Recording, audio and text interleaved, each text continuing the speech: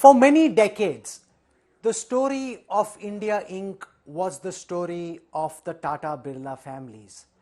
And at a time when the entire nation mourns the passing of the legendary Ratan Tata, to reminisce about the life and times of this larger-than-life industrialist, we're joined live and exclusive on the India Today network at this time by Kumar Mangalam Birla, Chairperson of the Aditya Birla Group.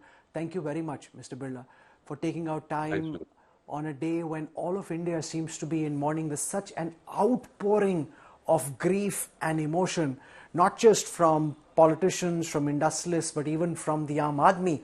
You knew Mr. Tata at very close quarters.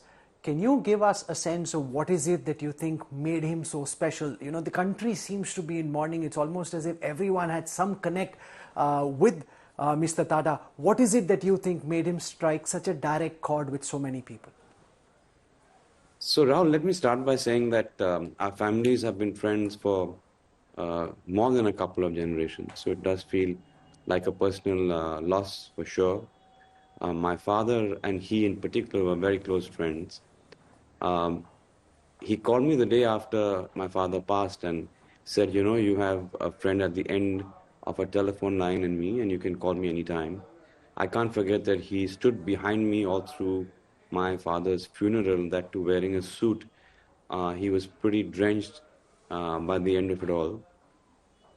I think his biggest legacy goes beyond this industry. His footprint, as we know, extends beyond this industry. He impacted India in a very real way. I think his legacy as a humanitarian and as a philanthropist will actually be larger than his legacy as an industrialist, which in itself has been very large and very profound. I knew him from very close quarters. I saw him as, in the role of a partner.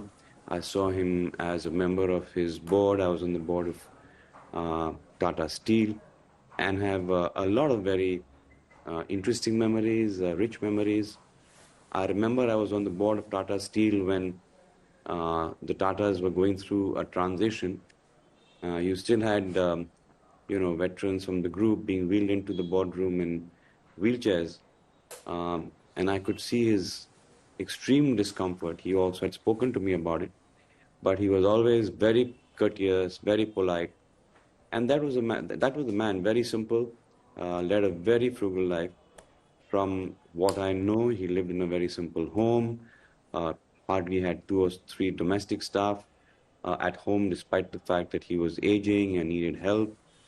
The only luxury he allowed himself were, I think he spent on clothes and shirts and suits, nothing really beyond that. So he was truly a humanitarian. I think he run the Tata Group truly like a trustee of shareholders and of the people.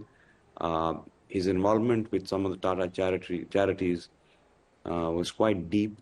Of course, he was very low profile, shunned publicity, stayed away from the limelight. I guess you guys know that better than anyone else.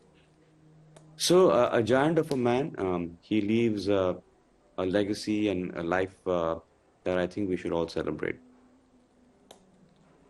So the relationship of competition and cooperation between the Tata and Birla groups goes back decades. In fact, in 1944, J.R.D. Tata and G.D. Birla ji together played an important role in the formation of the Bombay Plan. Can you give our viewers at this time a sense of the history of cooperation and at times competition between the Birla and the Tata groups, and how you were able to maintain these personal equations despite the fact that in industries like cement, steel, your companies were at loggerheads and in competition? There never was any sense of competition, to be honest, Rahul. Never felt that. I think one would say that the two groups have been like siblings almost, with their fortunes inextricably linked with each other. The only common industry, frankly, was telecom, where we were partners for a while. I don't think there was any sense of competition. My great-grandfather, G.D. Birla, and JRD were very close. There was a point in time when we as a family held more shares in the Tata companies um, than the Tatas themselves. And I remember my great grandfather used to send the proxies to JRD before the AGMs of his companies. Both of them were architects of India and Indian industry post independence. Very alike in the way that they conducted themselves and their vision for the country. So I think that we have bonds between our families that go back a long time. And I see a great resemblance in the culture and values shared between the two families and the two groups. So one is trying to build the India story, the other is trying to take the India story internationally in the international acquisitions that Mr. Tata made of Land Rover, Jaguar, etc.